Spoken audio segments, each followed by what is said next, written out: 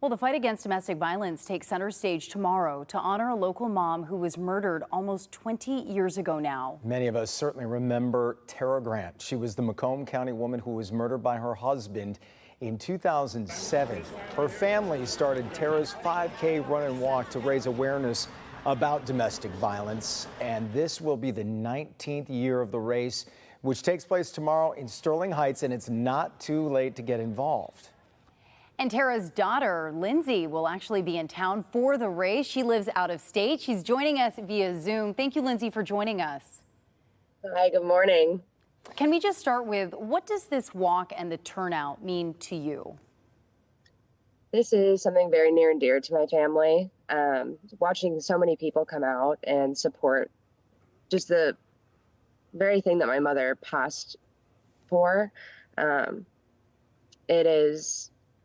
It actually makes me very emotional to see people just come out and just support domestic violence awareness, and that it brings the attention to it that it needs. Yeah, anyone who's ever lost a parent knows it doesn't matter how long, you always have that emotion right there, right in front of your face. And you've talked in the past about how you want victims of domestic violence to know that they're not alone. And unfortunately, just so recently, we've been covering several stories of these violent crimes that are happening in the home. What's the biggest message you would give to someone that is in one of those situations right now? My biggest message would be find someone who feels like a safe person, whether that is a coworker, a friend, a family member. Sometimes getting help starts with just saying, hey, I need it.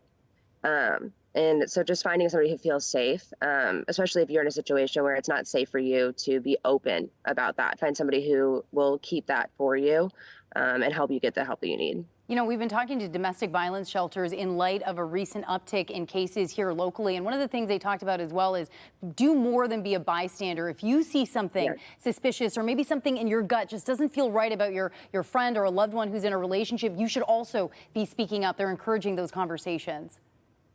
Yes, absolutely. I think that it's extremely important just to be very vigilant and be just a good friend or a good family member or whomever, but just make sure that you are being aware. If your friends seem a little bit off in any situation, always just check up on them.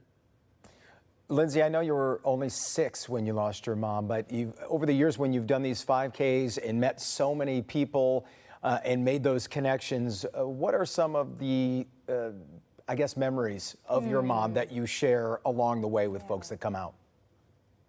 So as time passes, it becomes always a little bit harder to recall some things, but there are specific things that I remember. My mother traveled a lot, and that's probably one of the biggest things that has lasted with me. She's given me my love for seeing the world. And I tell people just to hold on to the little things, because as time does pass, I mean, memories fade and things like that. But I remind her of what a good person that she was. She died way too soon. And the biggest part of this run is to hopefully prevent anybody else from having the same fate as she did. Absolutely. You know, and Lindsay, just watching you, you look so much like your mom. I know how proud she would be of you. What's it going to be like for you when you're out there? There's so much support there, so much awareness. There's also people who've either survived or are currently going through a situation like this. Your support, you being there, means so much to people here. It is, it's overwhelming. Every time that we go out, I usually only go back to Detroit once a year because I live in Ohio now. And it's kind of nostalgic in a way. I've basically grown up going to these runs. It's been a part of my life for as long as I can remember. And just seeing every year how many more people come to support. It's really encouraging.